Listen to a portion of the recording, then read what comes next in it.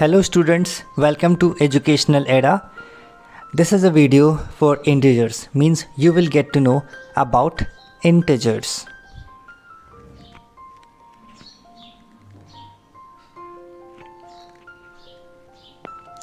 The set containing the positive numbers 1, 2, 3, 4 and so on, and the negative numbers -3, -2, -1 together with 0 is called the set of integers. We denote set of integers by z or I. That is, z equals to -3, -2, -1, 0, 1, 2, 3.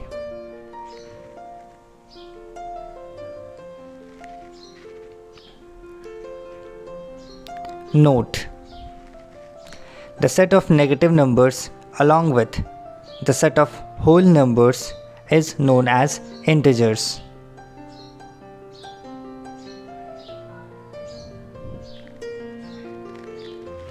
There are infinite positive numbers to the right of 0 and infinite negative numbers to the left of 0.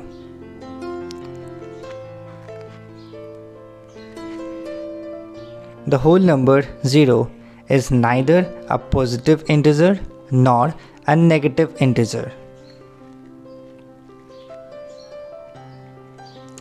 In the number line of integers, every number on the right is greater than all the numbers to its left.